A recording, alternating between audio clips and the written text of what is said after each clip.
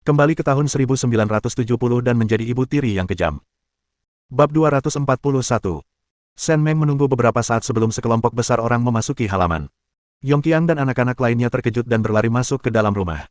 Xie Jinghao melihat bahwa kelompok pertama adalah kader desa, jadi ia segera berdiri untuk menyambut mereka. Namun sebelum ia sempat berdiri, sebuah tangan mendarat di kakinya dan menekannya kembali ke kursi. Penduduk desa berdiri di halaman, dan melihat Shen Meng bahkan belum berdiri, mereka tampak sedikit malu. Mereka telah lama kehilangan kesombongan mereka sebelumnya, dan tidak ada yang berani berbicara lebih dulu, karena takut Shen Meng akan tiba-tiba meledak dan berbalik serta menghukum orang yang berbicara lebih dulu. Melihat tak seorang pun berbicara, Direktur Guo melirik Lu Debang dan Zhang Hongfa, lalu menoleh ke arah orang-orang di belakangnya. Melihat mereka semua menundukkan kepala, ia tak kuasa menahan diri untuk memutar bola matanya. Xiao Meng, orang-orang di desa kami bilang ada yang ingin mereka sampaikan kepadamu. Mereka sudah lama ingin mencarimu, tapi mereka dengar kamu pergi ke ibu kota provinsi beberapa hari yang lalu. Sekarang, semua orang menunggumu kembali. Hehehe, bengkel makanan di Senjiaji hampir selesai. Penanggung jawab pabrik datang melihatnya dan bilang hasilnya cukup bagus. Mereka benar-benar bertanggung jawab. Apa kamu sudah melihatnya? Bagaimana menurutmu? Shen Meng tidak langsung menjawab kata-kata Bibi Guo. Ia menyesap air, lalu perlahan mengamati orang-orang di halaman. Hei, saya baru saja kembali dan belum sempat memeriksanya. Waktu di ibu kota provinsi, saya menelepon pabrik pengolahan makanan untuk menanyakannya. Mereka bilang lingkungan, kebersihan, dan stafnya semuanya baik-baik saja, dan semua orang bekerja sama secara aktif. Tidak ada yang membuat masalah, yang membuat saya tenang. Selama di ibu kota provinsi, saya menghubungi 7 atau 8 koperasi pemasok dan pemasaran, dan juga bernegosiasi dengan pabrik garmen provinsi. Kami tinggal menunggu kue-kue siap agar bisa mengirimkan sejumlah sampel. Kalau pimpinan pabrik garmen menyukainya, mereka berencana membeli kue-kue dari bengkel sebagai hadiah untuk para pekerja selama liburan. Meskipun kami belum tahu hasilnya secara spesifik, ini tetap kabar baik. Semua orang tercengang. Mereka tidak menyangka Shen Meng akan memesan sebanyak itu secepat ini. Mereka mendengar bahwa ada ratusan orang di pabrik garmen di ibu kota provinsi. Dengan begitu banyak hari libur sepanjang tahun, berapa banyak uang yang akan dikeluarkan jika setiap pekerja menerima 1 atau 2 hadiah? Tentu saja, ada juga reputasinya. Nama bengkel Senjiaji mereka pada akhirnya akan dikenal oleh orang-orang di pabrik garmen provinsi. Nama ini akan menyebar luas, dan akan menjadi sebuah merek. Ini hanya membuat penduduk desa Lujia terlihat seperti orang bodoh. Mereka mengabaikan Shen Meng, bongkahan emas ini, dan bersikeras mencari kematian dengan pergi ke Zhou Jiaojiao untuk mengambil keputusan bagi mereka. Sekarang lihat apa yang terjadi. Saat desa-desa lain mengejar, desa keluarga Lu bahkan tidak akan mampu mengejar yang terbaik. Xiao Meng, saya baru kembali kemarin, dan banyak sekali orang desa yang datang menjenguk saya. Saya sungguh tersanjung. Silakan kembali sekarang setelah Anda menjenguk saya. Saya baik-baik saja. Terima kasih atas perhatian Anda. Mendengar penolakan Shen Meng yang jelas, ekspresi semua orang berubah muram, tetapi kebanyakan dari mereka dipenuhi ketakutan. Jika Shen Meng benar-benar tidak ingin kembali, mereka tidak akan bisa menjelaskannya saat sampai di rumah. Xiao Meng, masih ingat aku, Suster Cui. Hehehe, waktu aku ke rumahmu untuk mengucapkan selamat tahun baru, kau bahkan memberi anakku segenggam permen. Anakku selalu mengingat kebaikanmu dan selalu memanggilmu Bibi Xiao Meng setiap kali melihatmu, Bibi Xiao Meng, hehe. Waktu itu, ketika Direktur Guo memintaku pergi ke bengkel, aku ragu untuk pergi. Tapi ketika dia bilang kau yang mengaturnya, aku pergi tanpa berkata sepatah kata pun. Waktu bengkel sedang ribut hari itu, aku sudah selesai bekerja dan pulang untuk memasak.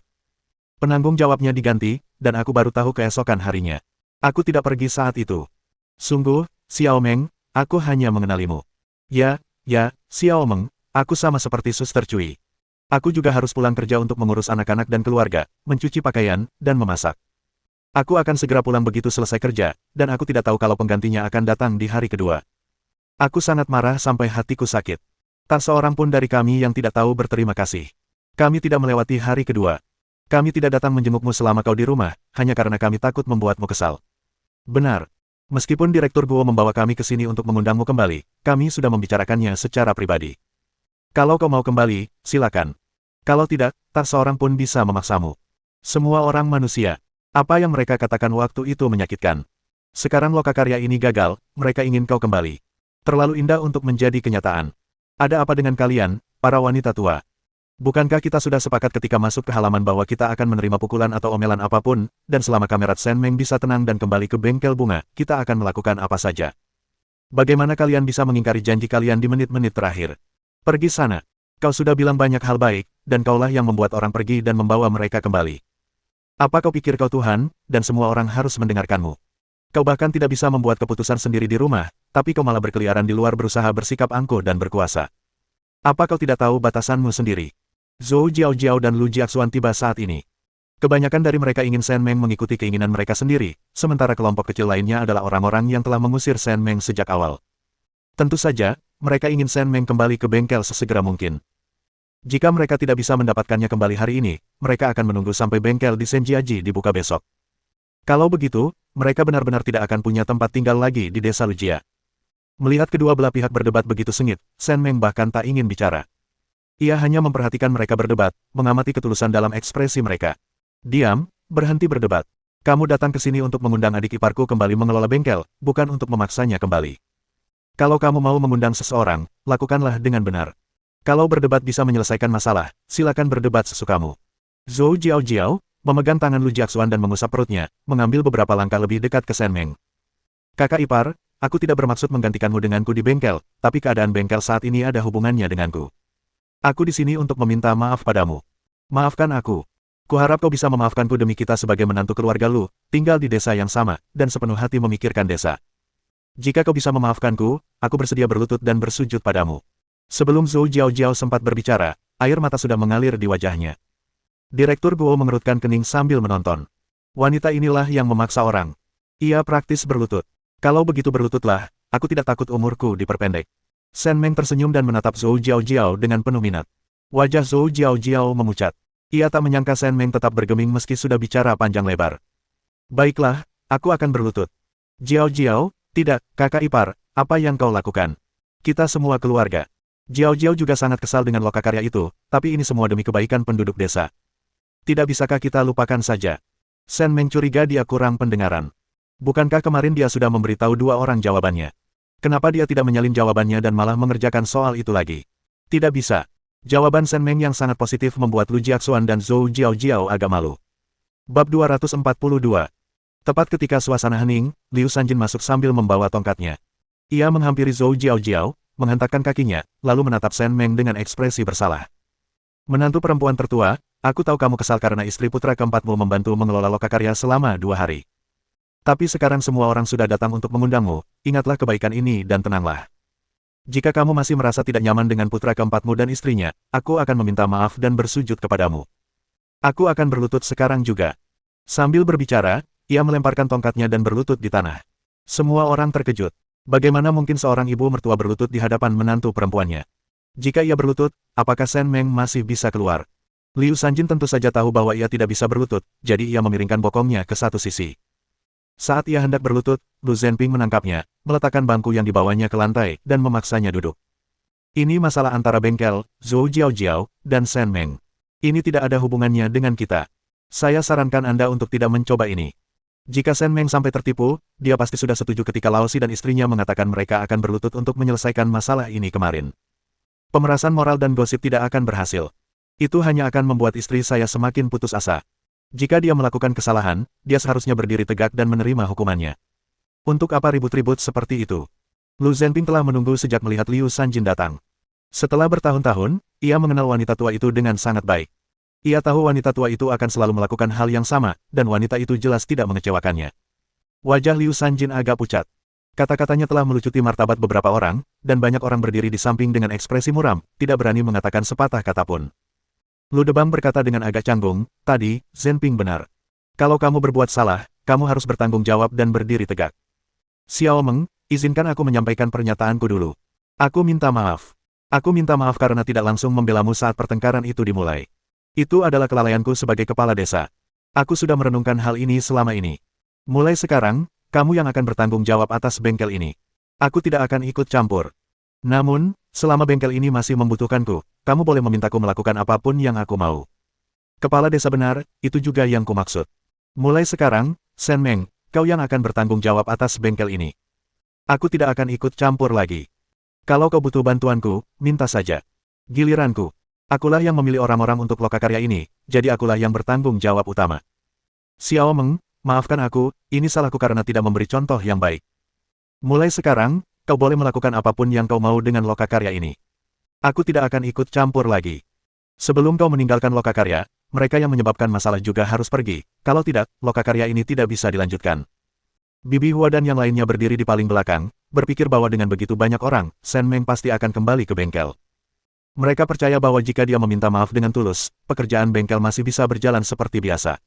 Mendengar perkataan Guo Xiuqin, wajahnya langsung memucat. Kalau dia tidak bisa melakukan ini, bagaimana dia bisa tinggal di rumah nanti? Tidak, Direktur Guo, ini tidak akan berhasil. Kami akan minta maaf, oke. Ini semua salah kami, ini semua salah kami. Kami akan menerima hukuman apapun, tapi kami tidak bisa membiarkan bengkel kami kehilangan pekerjaannya. Shen Meng, kami salah. Seharusnya kami tidak bermulut kotor dan mengatakan hal-hal seperti itu. Aku minta maaf. Kau boleh memukul atau memarahiku sesukamu, kumohon, bisakah kau memberi kami kesempatan? Sekali saja sudah cukup. Kami berjanji untuk bekerja keras mulai sekarang dan tidak akan bicara omong kosong lagi, oke? Jika kami tidak bisa kembali ke bengkel, kami tidak akan punya hari yang baik lagi, Shen Meng. Tampar. Kalau kau tidak mau, aku saja. Aku sendiri yang akan melakukannya, Shen Meng. Ini semua salahku. Seharusnya aku tidak setajam itu dan mengatakan hal-hal itu. Seharusnya aku tidak mendengarkan Zhou Jiaojiao saat itu, berpikir jika dia mendapatkan posisi itu, aku akan mendapatkan lebih banyak uang. Tapi setelah sekian lama, aku belum menerima sepeser pun. Kumohon, Shen Meng, anakku masih kecil. Aku hanya ingin mendapatkan lebih banyak uang. Aku bodoh dan dijadikan pion. Mulai sekarang, aku akan mendengarkanmu dalam segala hal. Aku akan melakukan apapun yang kau perintahkan. Kumohon, aku mohon. Salah satu perempuan mulai menamparkan wajahnya sendiri, dan dua perempuan lainnya juga memukul diri mereka sendiri 2 kali. Mereka tidak peduli lagi soal menyelamatkan muka atau menundukkan kepala. Yang mereka inginkan hanyalah Shen Meng mengambil alih bengkel agar mereka bisa masuk. Dibandingkan menghasilkan uang, semua itu tidak ada apa-apanya. Bibi Hua tertegun cukup lama. Ketika mendongak dan bertemu dengan senyum ambigu Shen Meng, ia merasa merinding dan tak sanggup menyerang. Mendengar suara tamparan dari kakak iparnya, Zhou Jiaojiao terhuyung dan hampir tak bisa berdiri. Setiap tamparan terasa seperti mengenai wajahnya. Merekalah yang awalnya berebut untuk membiarkannya memegang kendali. Sekarang, Shen Meng malah membuat mereka menamparnya di depannya. Bukankah itu membuatnya malu? Baiklah, berhenti memukulku. Rasanya aku sengaja merundung orang. Aku tidak terlalu peduli dengan apa yang kau katakan waktu itu. Saat aku memulai lokakarya ini, aku hanya ingin kehidupan semua orang menjadi lebih baik. Suamiku, Zhen Ping, adalah seorang tentara, bekerja keras di perbatasan agar orang-orang dapat hidup dan bekerja dengan damai. Sebagai istrinya, setelah aku mendapatkan pekerjaan yang layak, aku juga ingin melakukan sesuatu untuk semua orang. Meskipun itu hanya kontribusi kecil, aku dan istriku merasa itu sepadan. Xiao Meng, jadi apa maksudmu? Kepala desa, tunggu sebentar. Ada beberapa hal yang selama ini kusimpan sendiri, dan karena semua orang sudah di sini, aku ingin berbagi pikiranku. Saat festival musim semi, aku membeli baju baru untuk semua anakku. Ketika putraku, Mingkei, pulang, dia berkata, "Bu, banyak anak di desa yang iri pada mereka. Mereka tidak punya baju baru, bahkan ada yang memakai sepatu yang memperlihatkan jari-jari kaki mereka. Ini tengah musim dingin, dingin sekali. Membayangkannya saja membuatku merinding." Setelah mendapat ide untuk memulai lokakarya, saya menemui Direktur Guo, dan beliau berkata, "Oke, Xiao Meng, kerjakan saja. Saya pasti akan mencarikan pekerjaan untukmu." Beliau orang yang baik. Banyak perempuan di desa ini sangat ahli menjahit, dan baik mereka berpenghasilan besar maupun kecil, kehidupan keluarga mereka jauh lebih baik. Beliau bahkan menyebutkan beberapa perempuan yang tidak memiliki suami untuk membantu mereka di rumah atau diperlakukan buruk oleh ibu mertua mereka. Beliau bilang beliau ingin mereka mandiri. Saya rasa beliau benar. Saya tidak ikut campur dalam mencari pekerja. Saya biarkan beliau yang mencarikan mereka semua. Kalian semua tahu itu. Hanya saja kemudian keadaan menjadi sangat rumit, dan saya benar-benar kelelahan dan tidak ingin terlibat lagi. Namun, keinginan saya agar penduduk desa memiliki kehidupan yang lebih baik tidak berubah, jadi saya mendirikan lokakarya pangan non-pokok di Senjiaji. Siapa yang tidak ingin anaknya makan dan berpakaian dengan baik? Shen Meng dulunya hidup sejahtera, dan mereka semua iri. Melihat anaknya berpakaian rapi, mereka semua ingin anak-anak mereka juga hidup seperti itu. Hanya saja, suaminya ambisius dan mampu menjamin masa depan yang baik bagi seluruh keluarga. Lihatlah suami mereka sendiri, mereka hanya tahu cara menindas perempuan dan bahkan tidak bisa mendapatkan poin kerja penuh. Kini, saat mereka mendengarkan Shen Meng menceritakan kembali niat awalnya mendirikan bengkel, mereka makin merasa bahwa para pembuat owner itu penuh kebencian. Bab 243. Mereka yang baru saja menamparnya merasa malu dan menundukkan kepala, tak berani bicara lagi. Lu Debang merasa semakin malu. Mereka bahkan telah mengadakan pertemuan khusus untuk lokakarya aksesori rambut. Pertemuan itu terasa begitu konyol. Mereka telah mengucapkan banyak kata-kata kasar, tetapi kenyataannya, sangat sulit untuk menerapkannya. Aku tahu, Xiao Meng, tak ada yang lebih tahu daripada aku betapa menderitanya kau saat mendirikan bengkel ini. Begitu banyak hubungan yang tak bisa dibangun hanya dengan beberapa patah kata. Meminta bantuan itu seperti menawarkan wajah hangat pada punggung seseorang yang dingin. Aku tahu betapa seringnya kau bersikap dingin saat itu, itulah sebabnya aku tak ingin terus mengelola bengkel ini setelah kau pergi. Tak ada alasan untuk itu, kau tahu. Saat Direktur Guo berbicara, air mata menggenang di matanya.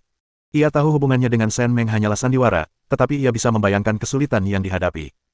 Dulu, ketika ia menghadiri pertemuan di daerah, ia akan bertemu orang-orang yang memuja yang berkuasa dan merendahkan yang lemah. Bahkan jika ia tersenyum dan berbicara lama, mereka bahkan tak meliriknya. Shen Meng telah menanggung banyak sekali keluhan untuk membangun bengkel ini. Semakin dia memandang sekelompok orang di belakangnya, semakin dia merasa tercekik, dan semakin cepat air matanya mengalir. Shen Meng. Mereka bilang itu cuma akting, tapi ini sudah terlalu melibatkan emosi. Direktur Guo, tolong jangan bicara begitu. Saya masih harus bekerja dan mengelola bengkel di Senjiaji. Saya benar-benar tidak punya cukup tenaga. Tapi kalau Anda tidak keberatan, Anda bisa mencoba pergi ke Senjiaji. Kepala desa sedang merekrut orang di sana secara pribadi. Asal Anda lulus ujian, gajinya akan bagus. Mendengar ini, hati semua orang langsung menegang. Bagaimana mungkin ini dibiarkan? Bekerja di desa sendiri dan bekerja di desa orang lain itu berbeda. Lagi pula, bengkel mereka sendiri telah dirusak oleh anggota keluarga mereka sendiri. Kalau mereka benar-benar pergi ke rumah orang lain untuk mencari pekerjaan, orang-orang akan menertawakan mereka sampai mati. Tempat itu masih rumah keluarga Shen Meng. Kalau kita benar-benar ke sana, kita tidak akan mendapat perlakuan yang baik. Xiao Meng, tolong pikirkan lagi. Bisakah kamu memikirkannya lagi? Benar, semua orang memang tahu mereka salah, dan mulai sekarang kami semua akan mendengarkanmu. Bisakah kamu mengambil alih pekerjaan lokakarya ini? Hanya kamu yang bisa melakukan ini. Siapa lagi yang bisa melakukannya? Siapa lagi yang punya kemampuan sepertimu? Shen Meng merasa sudah menangani semuanya dengan cukup baik, jadi ia menghela napas dan menatap semua orang, lalu berkata, kalau begitu, saya akan mengambil alih bengkel bunga. Namun, Direktur Guo sama sekali tidak bisa pergi. Saya punya banyak pekerjaan yang harus diselesaikan, dan tanpa bantuan Anda, bagaimana X bisa dikelola dengan baik di masa depan? Mengenai para pembuat onar, maafkan saya tidak bisa melupakan ini. Saya sama sekali tidak bisa menggunakan suster Hua lagi. Tapi saya akan memberi para suster yang baru saja meminta maaf dengan tulus kesempatan lagi. Jika mereka membuat kesalahan lagi, Anda bisa pergi saja, agar tidak merusak keharmonisan semua orang. Ya, terima kasih, Xiao Meng, terima kasih, Xiao Meng. Kami pasti akan melakukan yang terbaik, kami pasti akan melakukan yang terbaik. Kau pikir kau siapa? Aku cuma pekerja. Kalau kau tidak mau bayar, ya sudahlah. Aku tidak peduli. Kau pikir aku mau ke sini? Aku sama sekali tidak mau bekerja untukmu. Kau bahkan tidak berani memanfaatkanku. Kalaupun kau mau memanfaatkanku, aku tidak akan membiarkanmu memanfaatkanku. X. Wajah Suster Hua agak pucat. Ia tak menyangka Shen Meng akan memilihnya secara khusus. Semua orang yang membuat masalah saat itu bisa bertahan, tapi hanya dia yang tidak. Bukankah ini tamparan di wajah Jiao Jiao? Dan beberapa orang yang sama berisik dan agresifnya sepertiku saat membuat masalah, mereka semua sekarang meringkuk ketakutan. Dasar bajingan tak tahu malu, mereka bahkan tidak menghasilkan sepeser pun sehari, dan mereka sudah mengkhianatiku seperti ini. Menjijikkan. Shen Meng sama sekali tidak peduli dengan apa yang dikatakannya, lagi pula, saudari Hua sudah putus asa dan terpaksa melakukan tindakan seperti itu. Bibi Hua hendak mengatakan sesuatu ketika tiba-tiba seseorang bergegas memasuki halaman. Kamerat Shen Meng, akhirnya aku menemukanmu. Rumahmu cukup sulit ditemukan. Aku harus bertanya ke beberapa orang sebelum akhirnya menemukannya. Sekretaris Guan, apa yang membawa Anda ke sini? Silakan duduk. Setelah Sekretaris Guan duduk sambil tersenyum, dia melihat ke arah orang-orang di halaman dan menatap Shen Meng dengan pandangan bertanya. Sekretaris Guan, tolong ambilkan air. Ini semua orang dari bengkel kami. Mereka datang ke sini karena ingin saya mengambil alih pengelolaan bengkel lagi, tapi kami belum mencapai kesepakatan. Sekretaris Guan benar-benar haus, jadi ia mengambil cangkir tehnya dan meneguk tehnya. Setelah merasa sedikit lebih baik, ia tersenyum dan berkata, sepertinya itu kehendak rakyat. Kamerat Shen, Sekretaris Partai telah menegur Direktur Feng dari Komune Xiangyang Anda dengan keras. Mulai sekarang, Anda akan bertanggung jawab atas bengkel hiasan rambut di komune Anda. Pemerintah kabupaten telah mengadakan rapat, dan bengkel tersebut tidak lagi disebut bengkel, melainkan pabrik. Namanya akan menjadi pabrik hiasan rambut Xiangyang. Kamerat Li Qianqian akan menjadi direktur pabrik, dan Anda akan menjadi wakil direktur pabrik. Surat pengangkatan dan gaji Anda sudah tertulis di sana. Selain itu, mulai sekarang, jika ada sesuatu di pabrik hiasan rambut, Anda dapat melapor langsung ke komite partai kabupaten tanpa harus melalui komune. Shen Meng melihat surat pengangkatan dan dokumen lain yang diberikan Sekretaris Guan kepadanya. Dokumen tersebut menyatakan bahwa gajinya adalah 150 yuan, ditambah bonus dan tunjangan. Mereka sangat royal dalam memberikan gaji tersebut. Bukankah ini terlalu banyak? Dan bagaimana dengan wakil direktur pabrik? Saya, Kamerat Shen Meng, Anda pantas mendapatkannya. Anda telah memberikan kontribusi yang luar biasa bagi kabupaten selama kunjungan ke ibu kota provinsi ini. Semua rekan di komite kabupaten mengingat jasa Anda. Tidak hanya kabupaten, tetapi penghargaan provinsi akan segera dikirimkan. Puluhan ribu devisa asing sebulan, siapa yang bisa melakukan itu? Jika bukan karena Anda, bahkan sekretaris pun tidak akan berani mengatakan bahwa ia bisa menegosiasikannya. Semua orang menatap orang yang tiba-tiba muncul itu. Mereka tak mengerti sepatah kata pun yang diucapkannya. Apa yang ia bicarakan? Pabrik jepit rambut, direktur pabrik, surat pengangkatan, valuta asing, dan sebagainya. Sekretaris Guan mungkin mendengar kata-kata Feng Xi. Ia sebenarnya cukup muak dengan kelakuan penduduk desa, tetapi ia percaya bahwa daerah miskin dan terpencil melahirkan orang-orang yang tidak patuh, dan semakin miskin suatu tempat, semakin kurang tercerahkan penduduknya, dan semakin banyak masalah yang akan mereka timbulkan. Kalian semua belum tahu, kan? Ketika Kamerat Sen pergi ke ibu kota provinsi untuk menegosiasikan pesanan pabrik bahan makanan non-pokok, dia bertemu dengan seorang asing. Pria itu merasa bengkel aksesori rambut di desanya berjalan lancar, jadi dia sering bepergian dan berhasil mendapatkan pesanan besar. Mulai sekarang, pabrik aksesori rambut akan memiliki aliran barang yang stabil setiap bulan, semuanya akan dikirim ke luar negeri. Aksesori rambut buatan pabrik aksesori rambut Xiangyang di desa Lujia akan dikenakan di kepala orang asing. Hehehe, Kamerat Sen benar-benar orang yang murah hati. Meskipun orang-orang di desamu telah berbuat salah padanya, dia tetap tidak menyimpan dendam dan selalu memikirkan bengkelnya setiap kali dia pergi. Dia sangat penyayang, baik hati, dan tidak egois. Sen Meng, meskipun kamu ada di pihakku, apa yang kamu katakan itu terlalu dibesar-besarkan, sungguh, aku sebenarnya agak tersentuh. Kata-kata sekretaris Guan bagaikan guntur, meledak langsung di benak semua orang.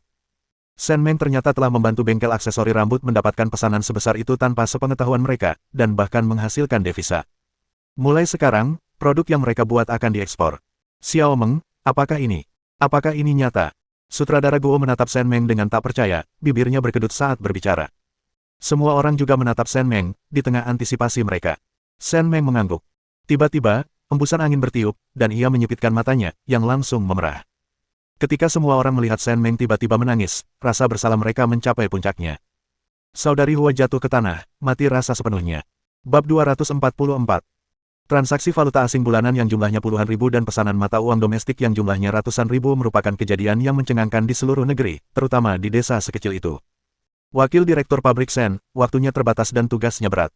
Direktur Pabrik Li telah mengirimkan sejumlah kain, dan pabrik mesin di ibu kota provinsi telah menyiapkan lini produksi terpisah untuk memproduksi bahan-bahan yang dibutuhkan untuk aksesori rambut sesegera mungkin.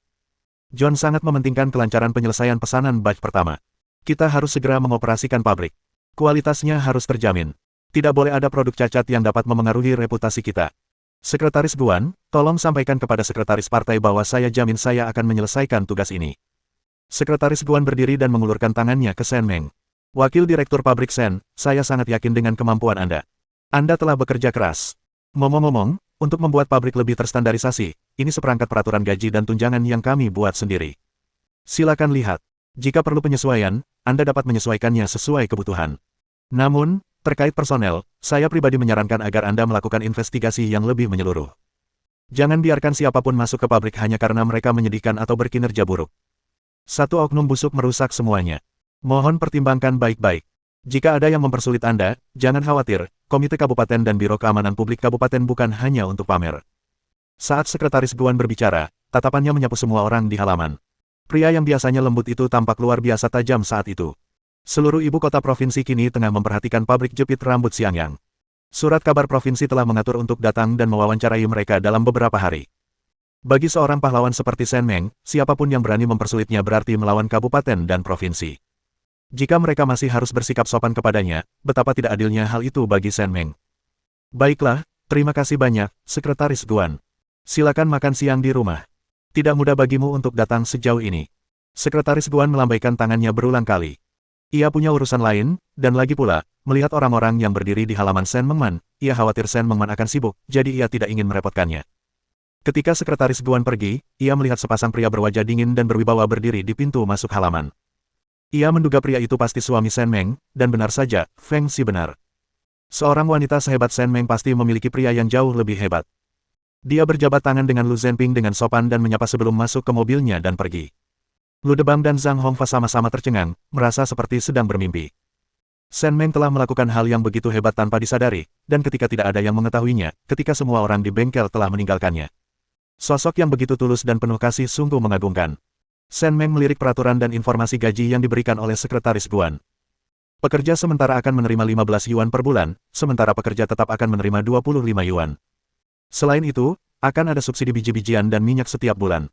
Dilihat dari keseluruhan wilayah, perlakuan ini termasuk yang terbaik, dan beberapa posisi tertentu bahkan akan membayar lebih. Akan tetapi, bengkel tersebut masih sangat kecil, dan akan memerlukan waktu sebelum dapat dikelola seperti pabrik. Saya telah mengambil alih proyek bengkel. Seperti yang dikatakan Sekretaris Guan, sekarang proyeknya adalah pabrik jepit rambut Xiangyang. Pesanan dari koperasi pemasok dan pemasaran serta ibu kota provinsi dapat ditunda untuk sementara waktu. Yang terpenting adalah banyaknya pesanan dari luar negeri. Ini bukan hanya tentang apakah kita bisa mendapatkan aliran pesanan yang stabil di masa mendatang, tetapi juga tentang reputasi negara kita. Direktur Guo, bagaimana kalau Anda bersepeda berkeliling ke berbagai desa dan merekrut banyak pekerja? Jika Jing Hao datang melamar, saya tidak peduli dengan kepribadian atau status keluarganya. Selama dia memiliki keterampilan yang baik dan bersedia mengikuti pengaturan pabrik, saya akan segera mempekerjakannya. Satu pekerja sementara. 15 yuan sebulan, 25 yuan sebulan untuk pekerja tetap, dan tambahan 5 yuan untuk setiap ketua kelompok yang dipromosikan menjadi ketua tim. Tentu saja, saya akan memberikan bonus tambahan jika para pekerja bekerja dengan baik. Kepala desa dan sekretaris partai, salah satu dari kalian pergi ke direktur komune untuk mengatur perluasan kantin kita, agar area pabrik lebih luas. Sekretaris partai, carilah beberapa juru masak yang handal dan buatlah beberapa kompor di pabrik. Mulai sekarang, pabrik akan menyediakan makan siang. Semuanya, jika kalian senang, kita harus menyelesaikan pesanan dari luar negeri dalam waktu 1 bulan. Selama klien dari luar negeri puas, saya akan menjamu semua orang di pabrik dengan pesta dan memberi masing-masing 10 jin beras berkualitas. Kata-kata Shen Meng mengejutkan semua orang. Mulai sekarang, mereka tidak akan lagi dibayar per pekerjaan, tetapi akan menerima gaji tetap. Bengkel tersebut telah diubah menjadi pabrik dengan persetujuan langsung dari pemerintah daerah. Mulai sekarang, mereka semua akan dapat memiliki pekerjaan tetap dan menikmati biji-bijian yang layak jual. Sungguh tak terbayangkan bahwa perempuan-perempuan desa yang buta huruf ini suatu hari nanti bisa makan biji-bijian yang dipasok pemerintah. Semua ini berkat Shen Meng. Semuanya, kalau kalian ada waktu luang sore ini, cepatlah bersihkan area pabrik. Aku perkirakan materialnya akan tiba sore ini. Jing Hao, kalian tetap di sini dan diskusikan denganku siapa yang bisa dipromosikan menjadi karyawan tetap, siapa yang bisa menjadi ketua tim, dan siapa yang hanya bisa menjadi karyawan kontrak. Semuanya, pergilah dan sibuklah. Kesampingkan semua yang lain untuk saat ini. Pesanan dan menghasilkan uang adalah hal yang paling penting. Oke, aku akan segera pergi, Xiao Meng, tidak, wakil direktur pabrik Shen, kami akan segera mengurusnya. Setelah semuanya beres, kami akan segera datang dan melapor kepadamu. Ayo kita semua bergegas dan mulai bekerja. Setelah selesai, datang dan laporkan kepada wakil direktur pabrik Shen. Mereka datang dengan gemetar, lalu pergi dalam keadaan linglung. Orang yang menamparkan Shen Meng tadi kini sangat bersyukur. Apapun yang terjadi, mereka tetap diizinkan tinggal. Sekalipun mereka hanya pekerja sementara, mereka tetap akan mendapatkan 15 yuan sebulan. Selama mereka bekerja keras, menjadi karyawan tetap sama sekali tidak akan menjadi masalah, terutama karena keterampilan menjahit mereka sudah cukup baik. Beberapa wanita menoleh ke arah Shen Meng dan tiba-tiba merasakan aura yang sangat kuat. Untuk sesaat, mereka tidak berani menatap matanya. Sikap ini seolah-olah mencerminkan seseorang yang memiliki posisi lebih tinggi. Tak heran, ia kini menjadi wakil direktur pabrik. Sebelum Zhou Jiaojiao, Lu Jiaxuan, Bibi Hua, dan Liu Sanjin sempat bereaksi, hampir semua orang di halaman sudah pergi. Kamu belum berangkat. Kamu mau tinggal untuk makan malam. Bibi Hua gemetar seluruh tubuhnya. Bengkel itu telah menjadi pabrik, dan Shen Meng, yang sebelumnya diusir, telah menjadi wakil direktur pabrik. Mereka bahkan telah menghasilkan devisa. Pabrik itu memberinya gaji yang besar dan akan memberinya makan siang mulai sekarang. Mulai sekarang, ia tidak lagi berhubungan dengan pabrik. Saya, kakak ipar, aku tak pernah menyangka kau begitu berbakat. Sungguh suatu berkah bagi keluarga Lu kita memiliki seseorang yang berbakat sepertimu. Shen Meng mencibir ketika dia melihat Zhou Jiaojiao tiba-tiba mengatakan itu padanya. Memang, keluarga Lu beruntung memiliki seseorang sepertiku. Namun, itu hanya setengah berkah. Lagi pula, kita sudah berpisah, jadi keluarga lama tidak bisa mendapatkan keuntungan apapun dari ini. Cepatlah kembali. Aku punya banyak hal yang harus kulakukan di sini. Jika ini tersebar sebelum diumumkan, kalian tidak akan bisa menjelaskannya. Jika Komite Kabupaten dan Biro Keamanan Publik Kabupaten tidak menyetujuinya, aku juga tidak akan bisa melindungi kalian. Setiap orang. Bab 245. Shen Meng terang-terangan mengancam orang-orang, tetapi dia sama sekali tidak takut. Mulai hari ini, pabrik bunga rambut siang yang berada di tangannya. Xie Jing sangat gembira. Ia benar-benar bahagia untuk Shen Meng, dan akhirnya ia bisa meluapkan semua rasa frustrasi yang terpendam sebelumnya. Kedua saudara iparnya mempromosikan sebagian besar orang yang cakap dan jujur menjadi pemimpin tim, sementara mereka yang tidak terlalu terampil dan menghabiskan hari-harinya dengan bergosip diturunkan menjadi pekerja sementara. Beberapa dari mereka adalah orang-orang yang telah menyebabkan masalah bagi Shen Meng, tetapi mereka terampil dan semuanya diberi posisi permanen. Meskipun Xie Jinghao merasa sedikit canggung tentang hal ini, hasil sulaman mereka memang sangat bagus, dan sekaranglah saatnya untuk memanfaatkan orang, jadi beberapa hal bisa dikesampingkan. Selain ketua kelompok, biarkan Suster Guiyua dan Bibi Tian menjadi pengawas. Mereka tidak perlu melakukan pekerjaan apapun. Mereka hanya datang dan pergi setiap hari untuk memeriksa antusiasme dan keterampilan para pekerja. Siapapun yang bermalas-malasan atau melakukan pekerjaan asal-asalan akan dihukum sesuai aturan. Ngomong-ngomong, saat merekrut, kami hanya melihat keterampilan, bukan usia. Beberapa wanita yang lebih tua bahkan lebih terampil daripada yang muda. Meskipun mereka lebih lambat, kualitasnya terjamin. Jinghao, pekerjaanmu sangat penting. Kamu harus benar-benar fokus pada pekerjaanmu. Baiklah, kakak ipar, aku pasti akan berusaha sebaik mungkin. Tidak, tapi menurutku kemampuan memasak Xiaomei memang yang terbaik. Akan sangat menyenangkan jika dia juga ada di sini. Shen Meng juga merasa bahwa adik iparnya yang kedua tidak suka bepergian dan hasil sulamannya sangat indah.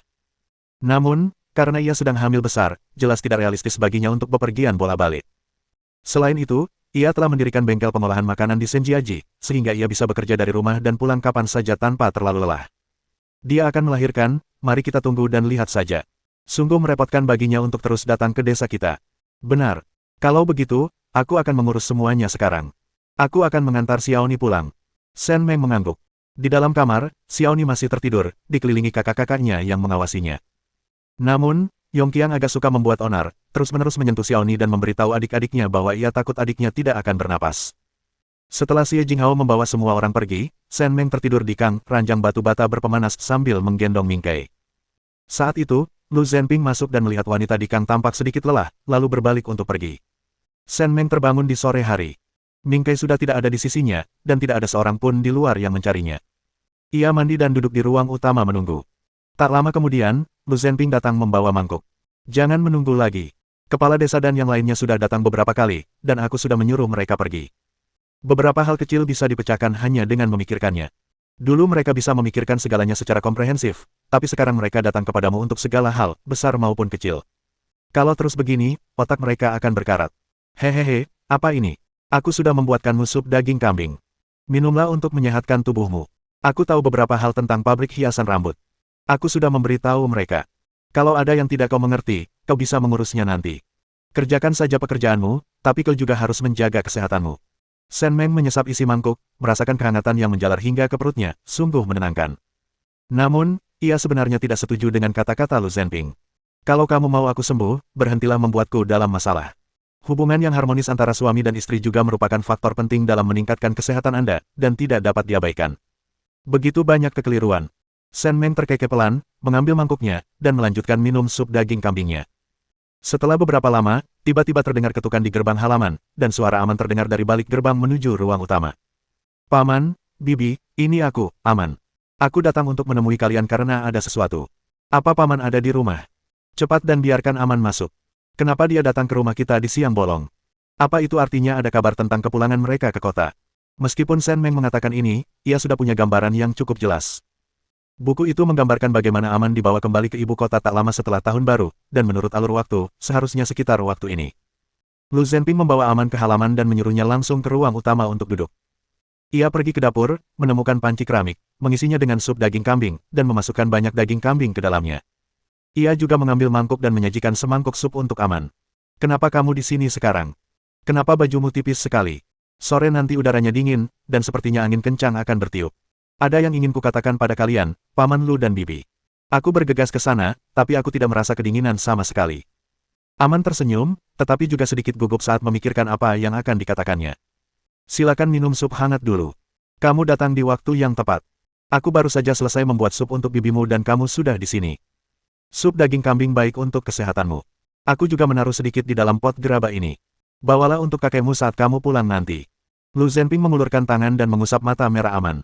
Anak ini baru berusia 17 tahun, dan ia belum tersesat. Matanya masih jernih, sungguh langka. Terima kasih, Paman Lu. Terima kasih, Bibi. Jangan terlalu sopan pada kami. Bagaimana kabar kakekmu? Aku sudah lama tidak bertemu dengannya. Meskipun sekarang musim semi, udaranya masih cukup dingin di pagi dan sore hari, jadi kamu harus berhati-hati. Aman meneguk 2 suap besar sup daging kambing dan merasa benar-benar segar. Ya, Bibi, kakekku sehat walafiat. Paman Lu telah mengatur agar Dokter Lu sering mengunjunginya. Gandum yang kami terima tahun ini tidak dicuri, dan aku juga menyembunyikan gandum yang Bibi kirim diam-diam. Kami punya cukup makanan, dan hidup jauh lebih baik daripada sebelumnya. Bagus. Kalau kamu kesulitan, datanglah ke bibimu kapan saja. Kalau aku tidak di rumah, bilang saja ke Mingyang. Kalau kamu sedang terburu-buru, pergilah ke paman dan bibimu yang ketiga. Mereka pasti akan membantumu. Aman mengangguk, lalu berkata, Paman Lu, Bibi, aku menerima surat. Ada kabar dari ibu kota tentang pembebasan kakekku. Aku akan segera kembali ke ibu kota. Wajah Sen Meng berseri-seri. Memang benar begitulah masalahnya. Ketika Aman pulang dan mengatakan ada kabar dari ibu kota, itu berarti ada informasi yang akurat. Tak lama kemudian, seseorang akan datang menjemput nenek dan cucunya. Kakek Aman dulunya adalah seorang peneliti yang sangat bergengsi, tetapi ia dibenci oleh orang lain dan dikirim ke desa Lujia, tempat ia mengalami banyak penderitaan selama bertahun-tahun. Ini kabar baik. Selamat, Aman. Kamu akhirnya bebas dari penderitaan ini. Saat kamu dan pamanmu pergi, bibimu akan membuatkan 1 set pakaian baru untuk kalian masing-masing, dan kami juga akan membuatkan sepanci pangsit untukmu. Kami akan mengantarmu pulang, oke? Air mata Aman mengalir di wajahnya saat dia menatap Lu Zhenping dan Sen Meng dan terisak. Paman Lu, Bibi, aku tak tega meninggalkan kalian. Aku tak mau pergi. Apa yang kau katakan, anak bodoh? Kau dan pamanmu sangat menderita di desa Lujia. Sangat sulit bagimu untuk bisa kembali ke ibu kota. Kau tidak boleh berpikiran seperti itu. Lihat, Mingyang dan yang lainnya masih sekolah. Saat mereka tiba di ibu kota, bibimu mengandalkanmu untuk mengurus mereka demi bibimu dan paman Lu. Aman menyeka air matanya dan mengangguk berat kepada Lu Zhenping dan Sen Meng. Ia pasti akan bekerja keras sekembalinya ke ibu kota. Ketika adik-adiknya, Mingyang dan saudara-saudaranya, pergi ke ibu kota, ia akan memiliki cukup sumber daya untuk merawat mereka dengan baik. Bab 246. Setelah menghabiskan semangkuk sup daging kambing, Aman berniat membawa mangkuk itu ke dapur untuk dicuci ketika Lu Zhenping mengambilnya. Sen Meng menyuruhnya menunggu di luar. Ia juga membawa beberapa hadiah untuk Aman ketika pergi ke ibu kota provinsi, tetapi semuanya adalah barang-barang untuk menyehatkan tubuhnya, terutama untuk kakeknya. Kini ia akhirnya bisa memberikannya secara terbuka. Ah, Men, ini semua barang yang dibeli bibimu di toko konsinyasi waktu beliau pergi ke ibu kota provinsi. Semuanya herbal Cina yang bagus, dan sudah disortir. Paman bisa menambahkan 1 bungkus saat beliau membuat sup. Itu sangat baik untuk kesehatannya. Oh, terima kasih, Bibi. Baiklah, aku pergi sekarang. Baiklah, ayo kita pulang. Kalau kita menunda lebih lama lagi, kakekmu akan khawatir. Kalau kamu ke ibu kota, ingat untuk lebih sering menulis surat ke bibimu. Kamu tahu bibimu sekarang sedang membuka bengkel. Kalau kamu melihat aksesori rambut atau jepit rambut modis di ibu kota, ingat untuk menggambarnya dan menunjukkannya ke kakak iparmu. Baiklah, Bibi, masih lama. Aku senang mendengar kabar ini dan ingin memberitahu Bibi dan paman Lu. Bibi tahu, kami semua akan datang dan mengantarmu saat kamu kembali. Setelah Aman pergi, ia membawa barang-barangnya dan keluar dari rumah keluarga Lu secara terang-terangan. Ia tidak lagi malu-malu atau menghindar ketika melihat orang. Sore harinya, Guo Xiuqin, Lu Debang, dan Zhang Hongfa mendatangi Sen Meng satu persatu untuk melaporkan pekerjaan mereka. Sen Meng memeriksa catatan di buku catatan mereka, dan jika merasa tidak ada masalah, ia membubuhkan tanda tangannya di sana.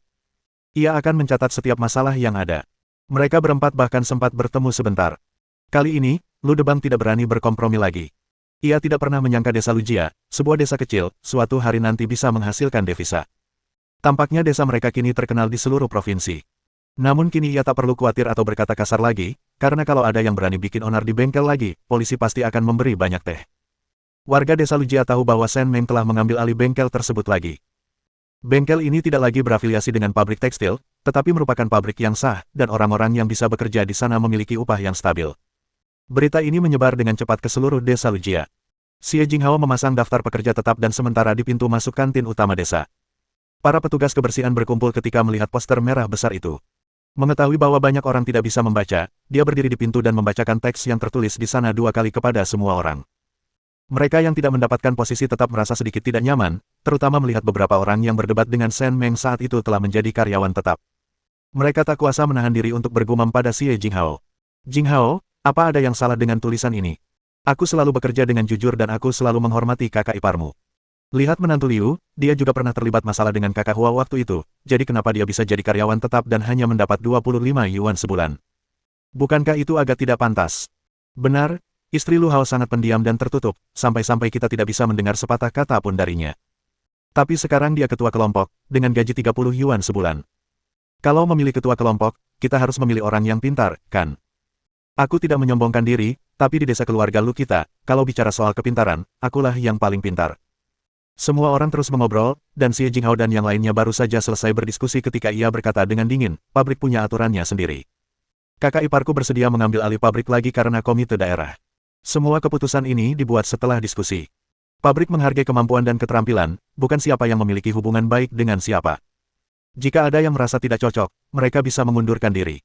Tidak ada yang memaksa siapapun.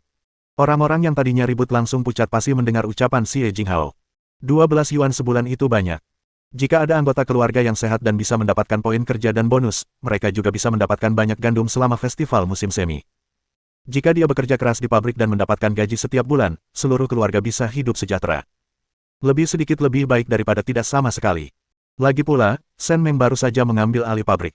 Kalau ada yang salah dan dia berhenti, lupakan saja soal menghasilkan uang, kita tidak akan dapat sepeser pun. Setelah semua orang terdiam, Xie Jinghao melihat sekeliling sebelum melanjutkan. Kita semua sekarang adalah pekerja veteran. Ketika ada orang baru yang masuk, kita semua akan saling membantu.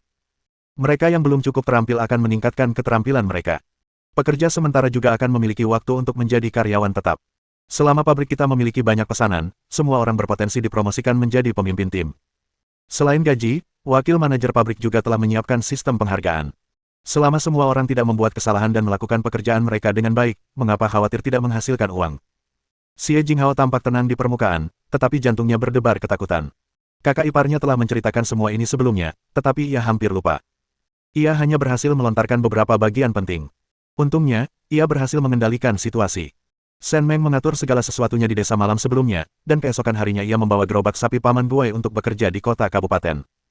Yu Sueli, yang duduk di sebelahnya, melihat Shen Meng membawa tas besar dan hatinya menegang. Begitu banyak uang, dan ia membawanya begitu terang-terangan.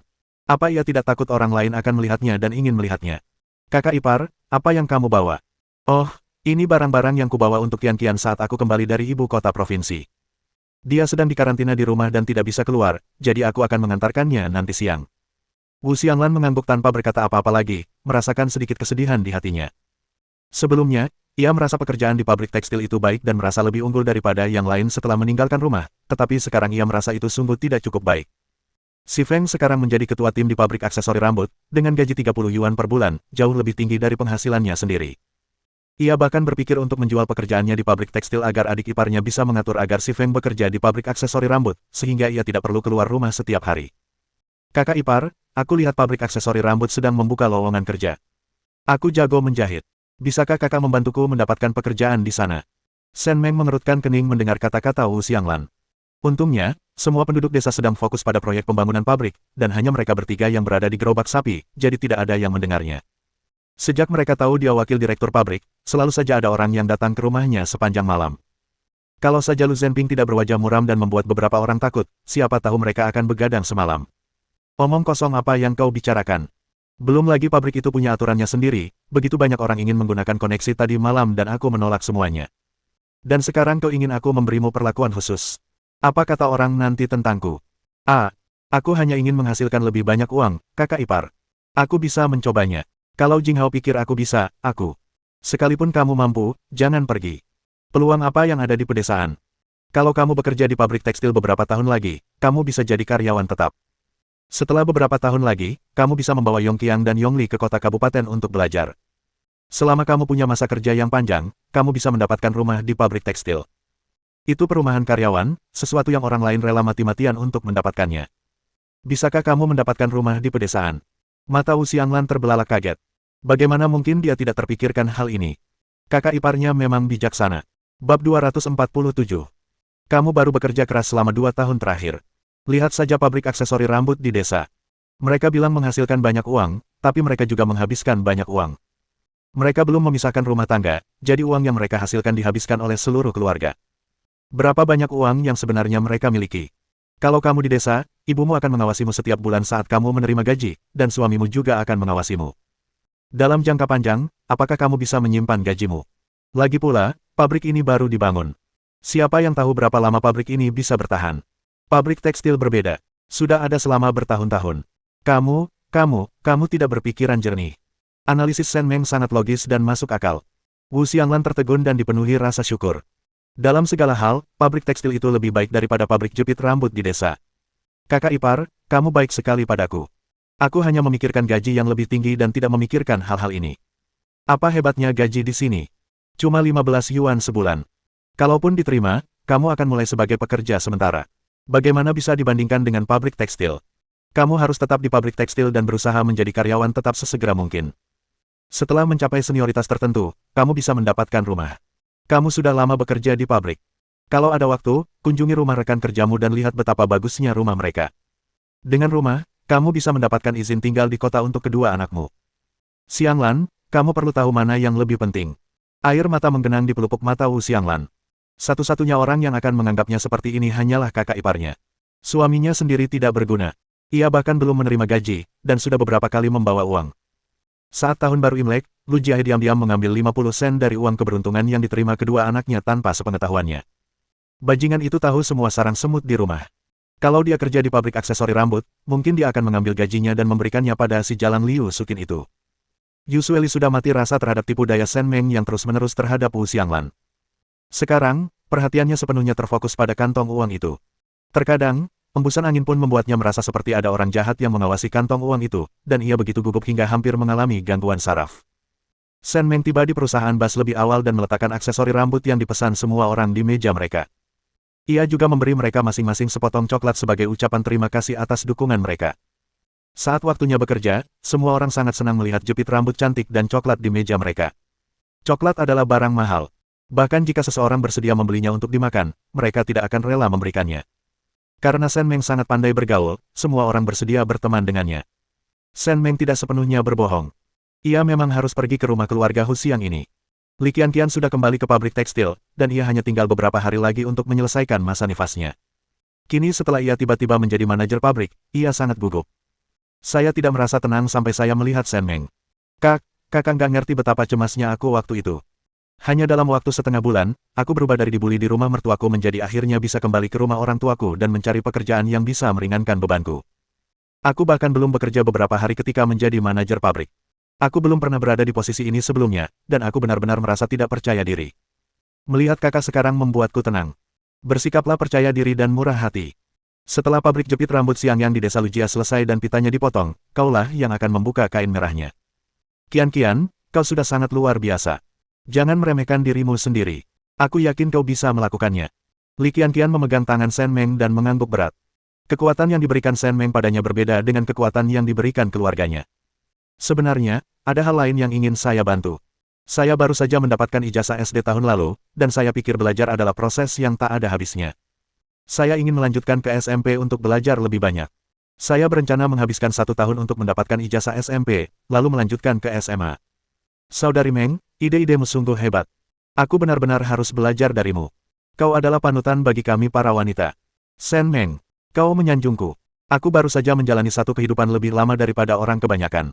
Sepulang kerja di malam hari, Shen Meng pertama-tama pergi menemui Kong Wenhui.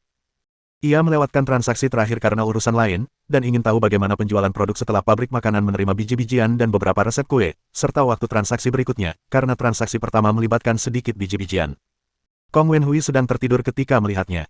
Setelah masalah besar di pabrik teratasi, ia punya banyak waktu luang. Melihat Shen Meng membawa barang-barang terasa lebih mengharukan daripada melihat kerabatnya sendiri. Wah, Xiao Meng, apa yang membawamu ke sini? Kapan kamu kembali? Saya baru saja kembali. Ini hadiah yang saya bawakan untuk Anda dari ibu kota provinsi. Saudari Kong, apakah Anda menyukainya? Kong Wenhui tidak terlalu sopan. Ia mengambil tas itu dan melihat isinya sebuah mantel, 2 kotak coklat, dan sebuah tas bertuliskan tulisan asing. Ia menyentuhnya dan ternyata isinya semacam bubuk. Lagi pula, semua itu barang mahal. Kamu baik sekali, Xiao Meng. Ayo, duduk, dan biarkan aku menuangkan air untukmu. Tidak perlu terburu-buru, saya harus segera kembali ke desa. Saya hanya ingin memberitahu Suster Kong bahwa saya sudah membayar mereka untuk transaksi terakhir, dan mereka sangat puas. Saya hanya ingin bertanya bagaimana resep kue yang saya berikan kepada mereka di pabrik, dan seberapa laris penjualannya. Hei, mana mungkin tidak enak. Pabriknya saja sudah meraup untung besar hanya dari potongan-potongan pedas itu. Kau tidak tahu betapa larisnya mereka. Manajer pabrik kami bahkan bertanya kapan transaksi biji-bijian berikutnya bisa dilakukan. Terakhir kali kau hanya memberi kami resep potongan pedas 5 rempah, dan manajer pabrik kami juga menginginkan sisanya, hehehe. Sen Meng tersenyum dan berkata, Kak, bukannya aku merahasiakannya, tapi bengkel kita di Senjiaji sudah hampir selesai. Kita perlu punya beberapa barang yang bisa dibanggakan, kan? Kalau produk-produk yang dibuat di bengkel tidak laku, kurasa manajer pabrik tidak akan mau bengkelnya berafiliasi dengan pabrik makanan non-pokok, kan? Kong Wenhui merasa sedikit malu. Ia menerima bonus tambahan 30 yuan bulan ini, dan Si Hao sudah mulai belajar mengemudi. Kehidupan mereka semakin membaik, semua berkat Sen Meng. Meskipun ia ingin berkontribusi lebih banyak, ia tidak bisa membiarkan Sen Meng mengambil semua pujian. Ya, kamu benar. Kak Kong, ayo kita lakukan transaksi berikutnya dalam 3 hari. Aku sudah memantau konsumsi pabrikmu, dan seharusnya hampir selesai dalam 3 hari. Lagi pula, stasiun gandum akan mengirimkan gandum kepadamu bulan depan. Kong Wenhui memikirkannya dan merasa waktunya sudah tepat. Namun, saat ini direktur pabrik hanya bisa melihat biji-bijian yang telah ditata Sen Meng. Itulah biji-bijian berkualitas tinggi. Biji-bijian dari stasiun biji-bijian harus dikesampingkan. Setelah meninggalkan pabrik makanan, Sen Meng langsung pergi ke rumah sakit kabupaten. Ketika melihat Yusueli, ia mengeluarkan 50 yuan dari sakunya dan menyerahkannya. Ambil uang ini dan simpan di rekening tabunganmu nanti. Transaksi berikutnya akan dilakukan 3 hari lagi. Ingat waktunya. Kali ini volumenya lebih besar, dan komisinya 80 yuan, sama seperti kali ini. Setelah transaksi selesai dan aku mengirimkan uangnya, kita akan bagi hasilnya. Ini terlalu cepat untuk menghasilkan uang, tidak heran orang-orang ini berani mengambil risiko sebesar itu. Sen Meng, hehe. Bab 248. Yusueli memasukkan uang itu ke dalam tasnya. Tiba-tiba, ia merasa lega.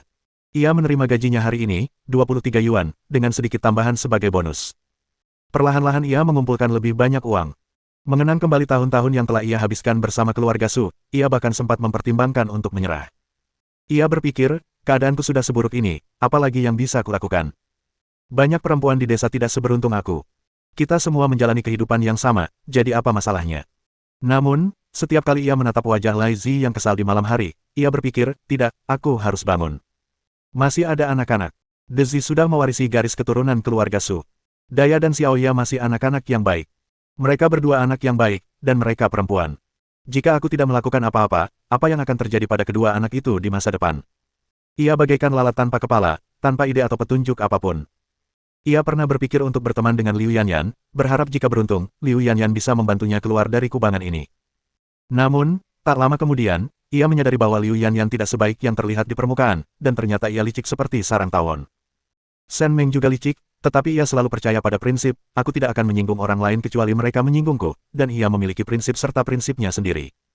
Ia tak pernah membayangkan suatu hari nanti ia akan lolos dari kubangan lumpur dan terlahir kembali. Semua ini berkat Sen Meng. Terlebih lagi, sejak ia mulai membesarkan anaknya sendirian, ia telah menerima banyak perhatian dari semua orang. Bagaimanapun, ia patut mengungkapkan rasa terima kasihnya. Baiklah, aku libur besok, dan aku berencana untuk mentraktir semua orang makan. Bagaimana menurutmu? Kamu mau makan apa? Yusueli meluruskan senyumnya dan menatap Sen Meng, lalu berkata, tentu saja aku ingin berterima kasih kepada semua orang. Sejak perceraianku, semua orang telah banyak membantuku. Bahkan sekarang, saat aku bekerja di kota kabupaten, penduduk desa sering membawakanku sayuran dan membantuku mengurus kebun pribadiku. Sudah sepantasnya aku mengucapkan terima kasih kepada semua orang. Sen Meng menggaruk kepalanya, menarik Yusueli, dan melanjutkan berjalan menuju tempat Paman Guo memarkir mobilnya. Setelah beberapa saat, ia berhenti lagi. Tidak, itu bukan ide bagus. Mengundang seseorang makan malam terlalu mencolok. Kalau kau benar-benar peduli, beli saja sekantong besar permen, dan lihat berapa banyak acar yang tersisa di rumah. Kumpulkan semuanya, mintalah kacang kering pedas dari Jinghao, tumis dengan banyak lemak babi, dan antarkan semangkuk kecil ke setiap rumah tangga. Itu jauh lebih baik daripada menghabiskan uang untuk mentraktir orang. Kebanyakan orang di desa baik, tetapi ada juga yang suka bergosip dan membuat masalah. Kalau kau benar-benar menghabiskan uang untuk mentraktir orang, tunggu saja, beberapa hari lagi akan ada yang mulai bergosip tentangmu, lalu orang-orang akan datang ke rumahmu untuk meminta-minta. Belum lagi, keluarga Lai Zi masih ada. Kudengar dari Mingyang bahwa Daya melihat Dezi menangis di pinggir jalan karena lapar dan diam-diam memberinya makan. Meskipun kau punya uang sekarang, lebih baik jangan memamerkannya. Yusueli tentu saja mendengarkan Sen Meng, terutama karena ia melakukannya untuk kebaikannya sendiri. Bahkan, jika ia mengadakan pesta makan malam, ia tidak akan membeli hidangan mahal. Itu hanya pertemuan kecil untuk mengungkapkan rasa terima kasihnya. Namun, kata-kata Sen Meng tiba-tiba membuatnya lebih sadar. Jika dia benar-benar mengundang tamu, tidak masalah jika makanannya enak, tetapi jika ada yang mengeluh tentang makanannya, mungkin akan sangat memalukan. Baiklah, aku akan melakukan apa yang kau katakan. Ayo kita lakukan besok. Waktunya pas karena Daya sedang libur. Aku akan mengajak Daya dan Xiaoya jalan-jalan ke kota kabupaten, lalu mengajak mereka makan di restoran milik pemerintah dan membelikan mereka sesuatu. Sekarang aku sudah punya uang, aku harus bersenang-senang dengan kedua anak itu. Hei, itu cara berpikir yang tepat. Kita bisa bicarakan soal rasa terima kasih nanti. Seluruh desa sedang sibuk dengan pabrik aksesori rambut, bekerja lembur untuk menyelesaikan pesanan. Setelah pesanan selesai di akhir bulan, aku akan mentraktir semua orang. Kamu juga bisa ikut, dan berbagi pikiranmu dengan semua orang. Terkadang, hadiah dan semacamnya tidak terlalu penting. Yang dihargai orang desa adalah rasa hormat dan ketulusan. Jalani hidupmu dengan baik dan jangan terlalu banyak memikirkannya. Tepat saat Yusueli hendak mengangguk, dia melihat Yusueli, yang telah menunggu beberapa saat, melambai pada mereka berdua. Lihat Wu Xianglan, dia tidak punya beban itu. Sekarang dia sudah melihat cahaya. Apa pentingnya pria? Kedua anaknya dekat dengannya. Dia punya gaji dan pekerjaan. Selama keluarganya tidak berhemat dalam hal makan, dia tidak peduli dengan hal lain. Hebat, kan? Ya, waktu aku mengantar Daya ke rumahmu tadi, aku melihat si brengsek Lu Jiahe keluar dari halaman Liu Sukin. Hei, mereka berdua benar-benar bau busuk desa Lu Jia. Kudengar Liu Sukin bahkan ingin pergi ke pabrik bunga rambut, tapi direktur Guo bahkan tidak repot-repot mengajaknya bicara. Shen Meng menunduk dan tidak berbicara. Liu Sukin dan Zhou Jiao sedang bersekongkol. Wu Xianglan sangat bangga di desa. Semua orang tahu bahwa ia berhubungan baik dengan mereka, jadi mereka memperlakukannya dengan sangat sopan. Shen Meng masih menunggu Wu Xianglan, si pembuat onar, untuk berurusan dengan Zhou Jiao di pabrik tekstil, jadi tidak mungkin dia akan membiarkan Liu Sukin pergi ke pabrik. Warga desa Lu Jia kini bekerja dengan penuh semangat untuk menyukseskan pabrik tersebut, dan mereka ingin menunjukkan kepada orang-orang yang dulu mengejek desa mereka bahwa orang-orang di desa mereka bukanlah orang yang tidak tahu berterima kasih.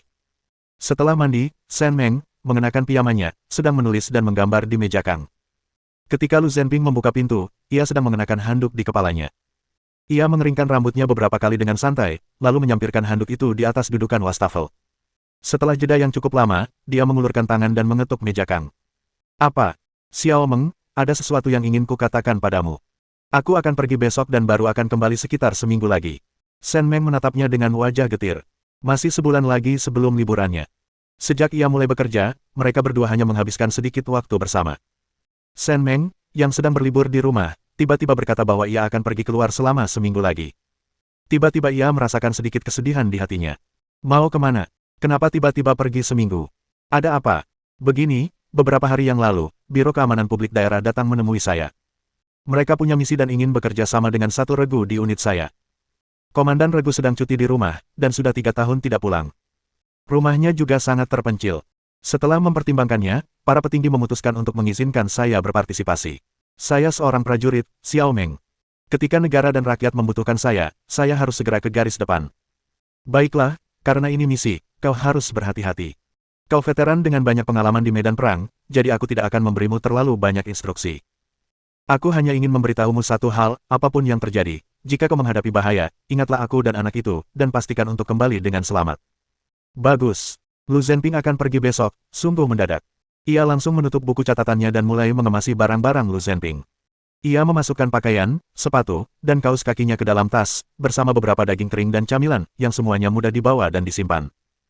Setelah berpikir sejenak, ia kembali ke dapur, mengambil sekantong besar bubuk cabai dari tempat penyimpanannya, membungkusnya dengan hati-hati, dan memasukkannya ke dalam tas. Zhenping, aku sedang berpikir, kalau kamu pergi misi untuk waktu yang lama dan rasanya tidak nyaman untuk makan, aku membawakanmu beberapa daging kering dan biskuit buatanku sebelumnya. Akan sangat praktis untuk dibawa-bawa.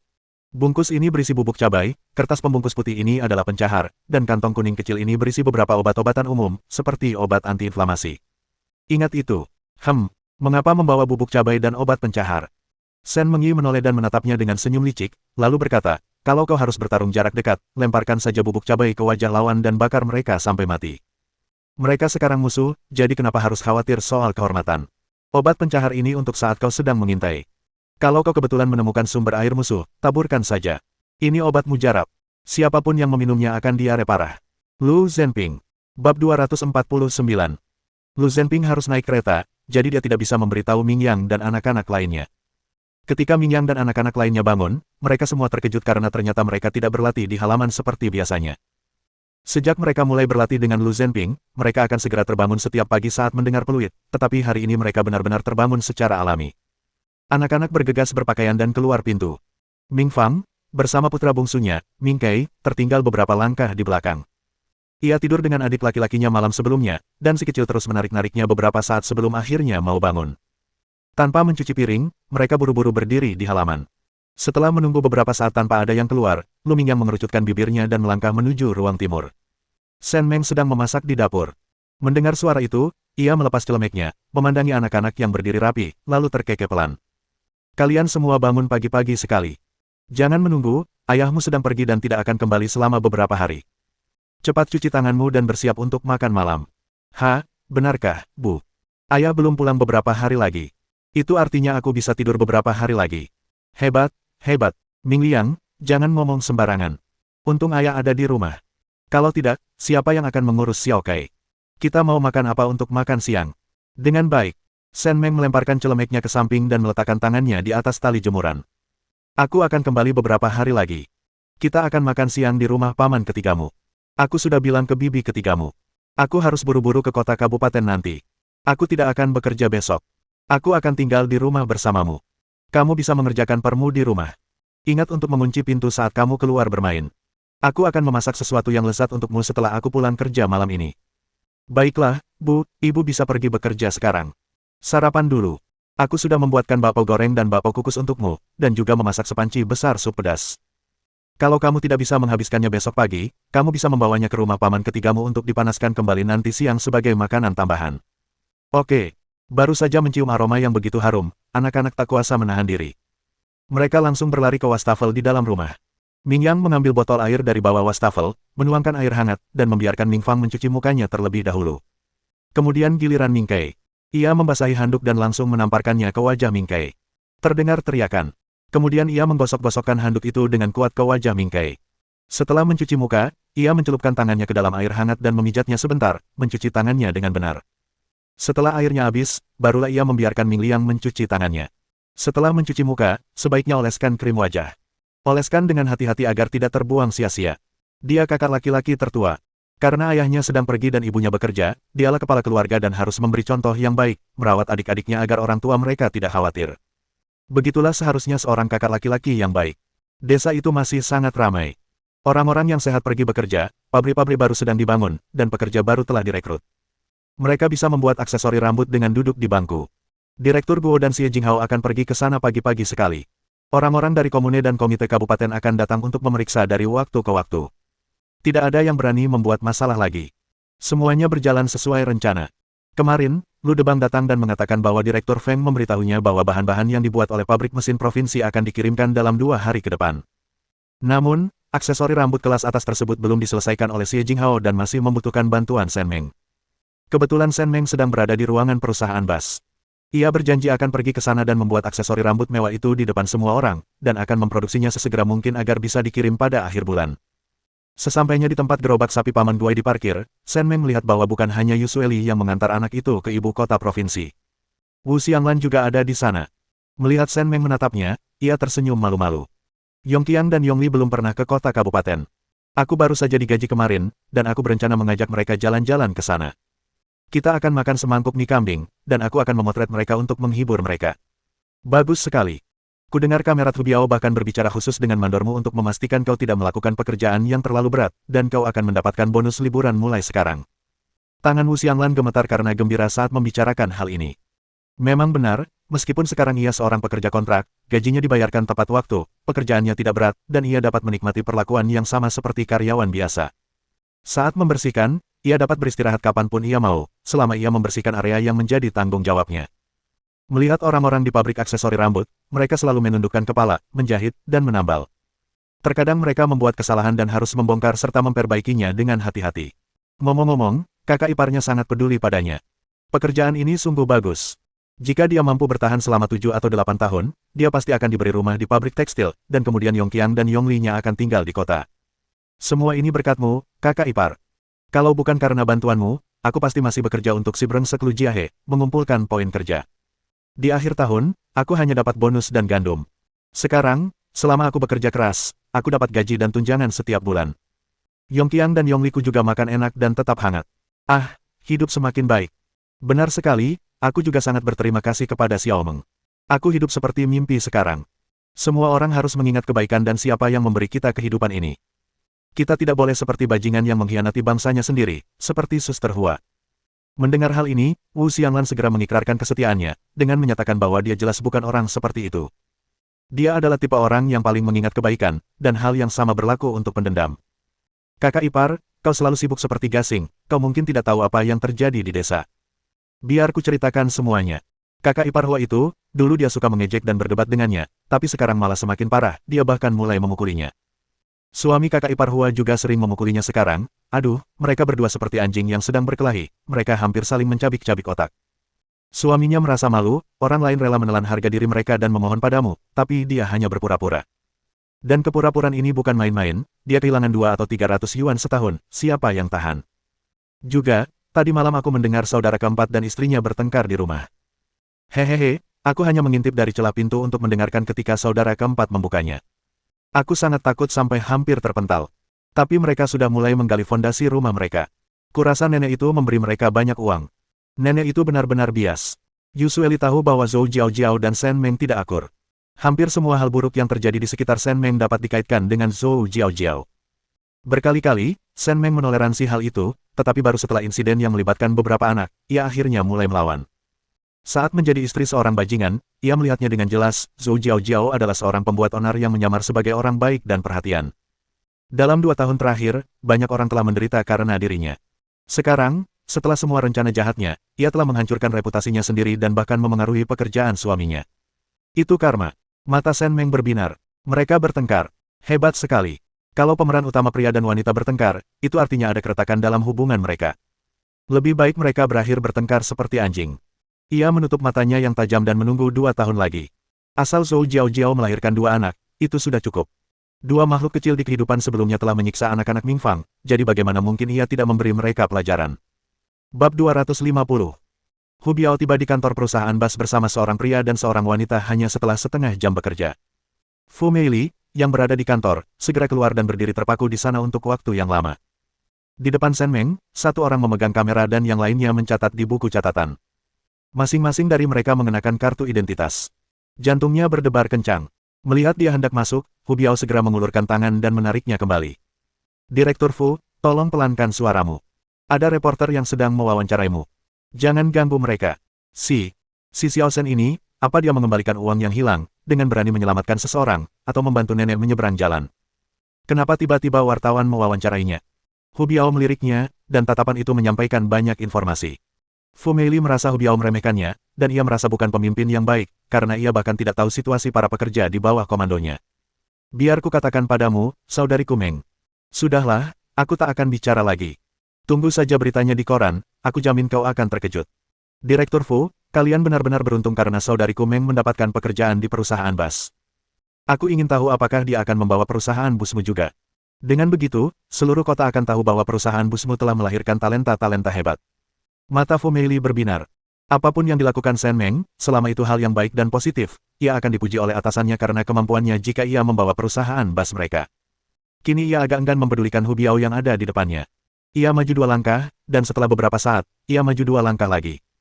Fu Meili sendiri agak terkejut, tetapi semua orang di kantor juga terkejut melihat Shen Meng duduk tegak diwawancarai.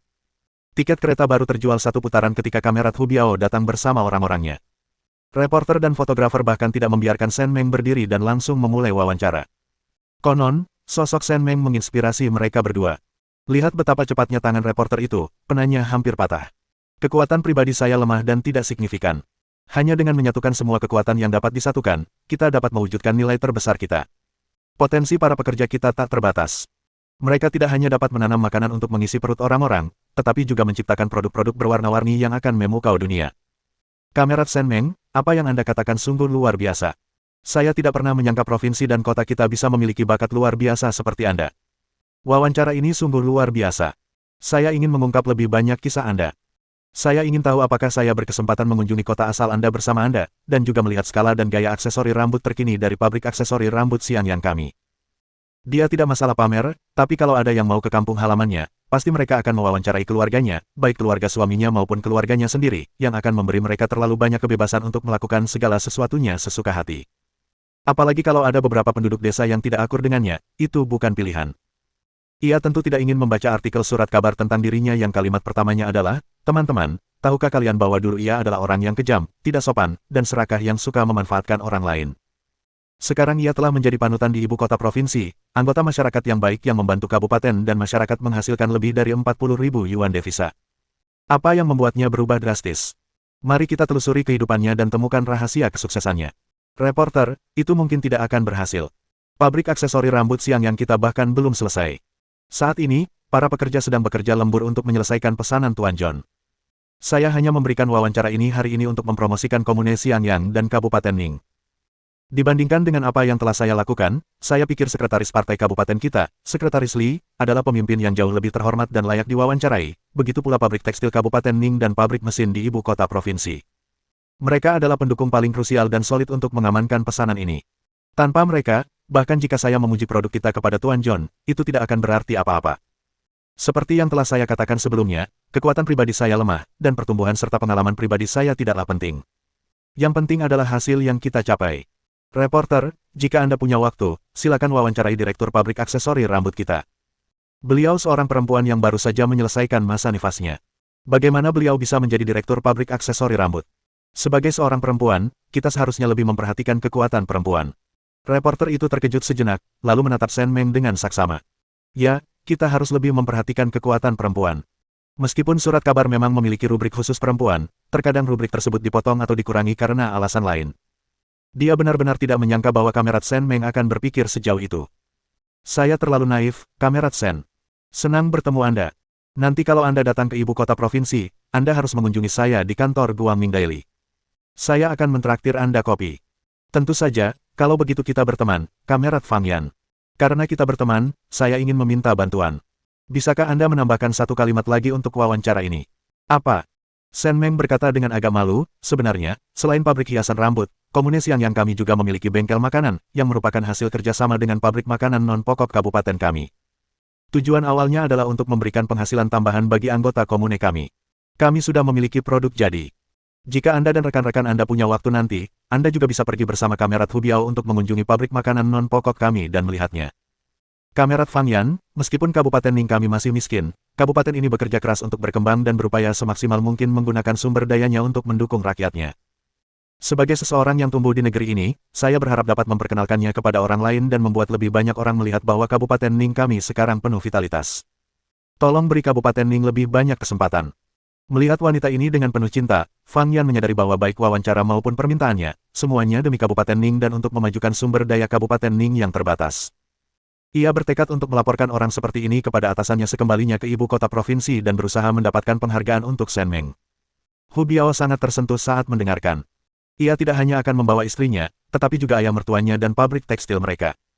Ia secara khusus diminta untuk membawa reporter itu ke pabrik pengolahan makanan, dan namanya pasti akan dimuat di surat kabar. Suster Meng benar-benar hidup sesuai dengan namanya. Dia selalu mempertimbangkan kebutuhan keluarganya ketika melakukan apapun. Fu Meili memperhatikan dengan cemas dari pinggir lapangan. Kenapa mereka tidak menyebut perusahaan bas? Dan bagaimana dengan reporter dan fotografernya? Bagaimana mungkin mereka tidak melihat papan nama sebesar itu? Setelah mengantar Hu Biao dan rombongannya pergi, orang-orang di kantor langsung mengerumuninya. Sebelum ada yang bisa berkata apa-apa, Fu Meili langsung menghampiri Shen Meng dan berkata dengan nada kesal, "Shen Meng, aku sudah memberimu sinyal beberapa kali tadi, kenapa kau tidak melihatnya?" Kesempatan yang bagus. Reporter dari ibu kota provinsi datang, kenapa kau tidak menyebut perusahaan bas kami sama sekali? Kau bekerja di perusahaan kami, tapi yang kau pikirkan hanyalah Komune Xiangyangmu. Karena komunemu begitu hebat, kenapa kau tidak tinggal di sana dan mengumpulkan poin kerja? Bersambung.